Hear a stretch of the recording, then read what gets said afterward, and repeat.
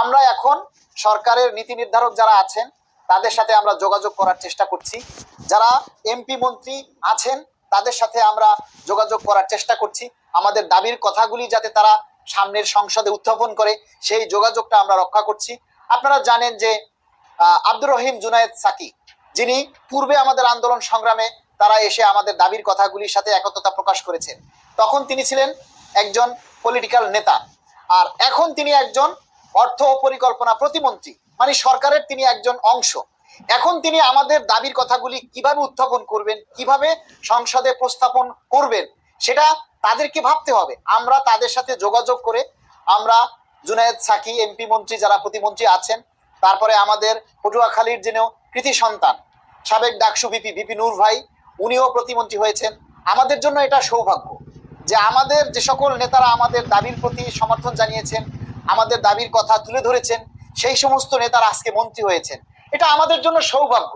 তারা আমাদের কথাগুলি সংসদে উপস্থাপন করতে পারবেন, এটা আমাদের জন্য মানে সৌভাগ্য নয় বলেন।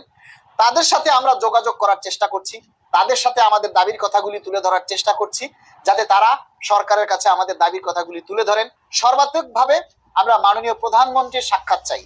মাননীয় প্রধানমন্ত্রীর কাছে আমাদের অনুরোধ থাকবে, মাননীয় প্রধানমন্ত্রী মহোদয়, আমরা 10 বছরের অভুক্ত, 10 বছর ধরে আমাদের দাবি, আমাদের এই পে স্কেল বাস্তবায়ন, আপনার কাছে আমাদের দাবি হচ্ছে যে আমরা 10 বছর ধরে আমাদের যে চাওয়া নবম পে স্কেল, এটা আপনার হাত ধরে সফলতা আসুক। আমরা চাই আপনি আমাদের সেই দাবি বাস্তবায়ন করেন। মাননীয় প্রধানমন্ত্রী মহোদয়, আমরা কোনো আন্দোলন, কোনো কর্মসূচি, কোনো রাজপথে আমরা যেতে চাই না, আমরা আপনার সাথে সাক্ষাৎ চাই, আমরা আপনার সাথে দেখা করার আমরা অনুমতি চাই। আমরা আমাদের যে কর্মচারী প্রতিনিধি আছেন, বাংলাদেশ সরকারি কর্মকর্তা কর্মচারী কল্যাণ সমিতি, আমাদের এই সংগঠনের ব্যানারে আমরা আমাদের শীর্ষ নেতাদেরকে নিয়ে, আমাদের সংগঠনের শীর্ষ নেতাদেরকে নিয়ে আমরা মাননীয় প্রধানমন্ত্রীর সাথে দেখা করার অনুমতি চাই। আমরা মাননীয় প্রধানমন্ত্রীর সাথে কথা বলতে চাই, আমাদের দাবির কথাগুলি আমরা তুলে ধরতে চাই। আপনারা আমাদেরকে অনুরোধ, আপনারা আমাদেরকে কথা বলার সুযোগ দিন। মাননীয় প্রধানমন্ত্রী আপনার সাথে দেখা করে, আপনার সাথে সাক্ষাৎ করে আমাদের কথা বলার, আমাদের দাবির কথাগুলি আপনার সামনে উপস্থাপন করার সুযোগ দিন। আমরা কোনো কর্মসূচিতে যেতে চাই না, আমরা রাষ্ট্রের ক্ষতি হোক এমন কোনো কাজে আমরা যেতে চাই না, রাষ্ট্রের সম্মান ক্ষুণ্ণ হোক কিংবা রাষ্ট্রের জন্য হুমকি স্বরূপ হোক এরকম কোনো কর্মসূচি আমরা দিতে চাই না। কেননা সবার আগে আমার চাকরি, আমার এখন যে চাকরিটা আছে আমার সেটার প্রাধান্য হলো আগে।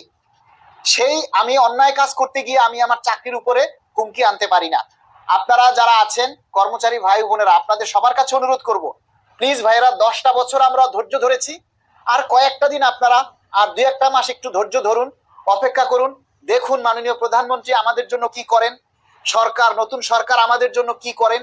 এই বিষয় এইটা আমরা একটু দেখি, অপেক্ষা করি, তারপর আমরা আন্দোলন করতে পারবো, কর্মসূচি করতে পারবো, যা খুশি করতে পারবো। কিন্তু সরকারকে আমাদেরকে একটু সময় দিতে হবে যে সরকার কি করেন, আমাদের জন্য ভালো কিছু করেন কিনা, এই বিষয়টা আমাদেরকে সরকারের উপরে দেখতে হবে। এবং মাননীয় প্রধানমন্ত্রীর কাছে সবাই আমাদের দাবির কথাগুলি তুলে ধরুন। মাননীয় প্রধানমন্ত্রীর কাছে আমরা অনুরোধ করছি, বারবার অনুরোধ করছি, মাননীয় প্রধানমন্ত্রী, আমাদের কর্মচারী ভাইয়েরা কষ্টে আছে, আমাদের কর্মচারী ভাইয়েরা অনেক কষ্টে আছে। মাননীয় প্রধানমন্ত্রী, আমাদের পুলিশ, ডিফেন্সে অনেক ভাই আছে যারা ঋণের দায়ে সংসার চালাতে না পেরে আত্মহত্যা করছে। আমাদের কর্মচারী ভাইরা ঋণে জর্জরিত। আমরা যে বেতন পাই সেই 2015 সালের বেতন দিয়ে আজকে 2026 সালে কিভাবে আমরা সংসার করব, কিভাবে আমাদের সংসার চালাবো বলেন? 15,000 টাকা বেতন দিয়ে আজকে আমরা চলতে পারতেছি না। আজকে আমাদের কর্মচারী ভাইরা আত্মহত্যা করছে, ঋণের বোঝা সইতে না পেরে তারা তাদের নিজের জীবন দিচ্ছে। এগুলি আমরা চাই না মাননীয় প্রধানমন্ত্রী।